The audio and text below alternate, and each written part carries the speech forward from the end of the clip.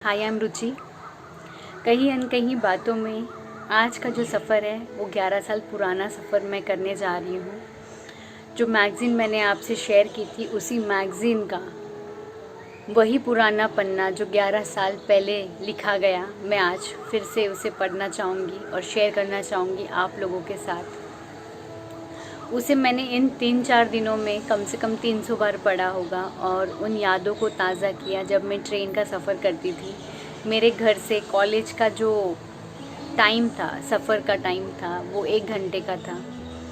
तभी मैं लिखा करती थी सफ़र में, और कॉलेज में भी अगर कोई फ्री टाइम मिलता था तब भी मैं लिखा करती थी। पर सिर्फ एक छोटी मिस्टेक ये थी कि कभी मैंने किसी से शेयर नहीं किया था उसे। तो ऐसे आपने भी किया होगा कि लिखते आप भी होंगे, कुछ थॉट आपको भी आते होंगे, बस हम पेन डाउन करके उसे वहीं ख़त्म कर देते हैं। पर मुझे लगता है हम सभी को कुछ लिखकर कुछ शेयर करना चाहिए, बहुत ज़रूरी होता है। क्योंकि अगर इस मैगज़ीन में मेरी बातें नहीं छपी गई होती तो शायद ये 11 साल की पुरानी यादें शायद मेरे पास भी नहीं होती। तो आइए कुछ सुनाती हूँ उसी 11 साल के पुराने पन्ने से कि मैंने क्या लिखा था। दो दिल की ज़िंदगी में तन्हाई क्यों है, लोगों को हमसे रुसवाई क्यों है।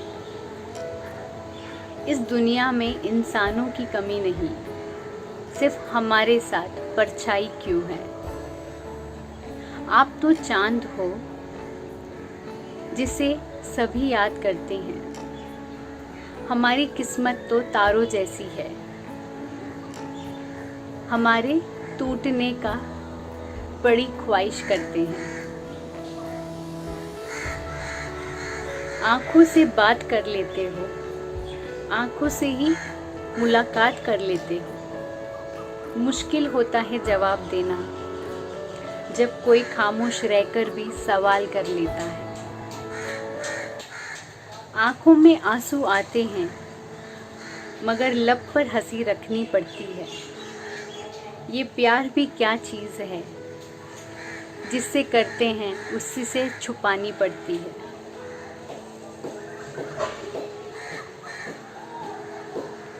तुम्हारी आँखों में एक रोशनी सी है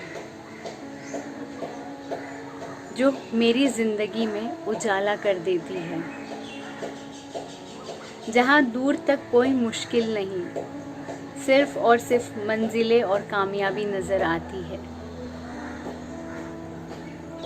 तन्हाई एक एहसास है कि जब भी हम तन्हा रहते हैं, तन्हाइयों के हर पल हमारे बीता हुआ पल अक्सर याद आ जाया करता है। रिश्ता एक डोर है, उस डोर से बंधी मेरी सांसें हैं। धीरे से खींचना उस डोर को, कहीं मेरी सांसें ना थम जाएं। तो ये कुछ ऐसी फीलिंग्स होती है जो बहुत ही बेफिक्री में, बग़ैर कोई दुनियादारी के तजुर्बे के बग़ैर ये फीलिंग्स लिखी गई थी।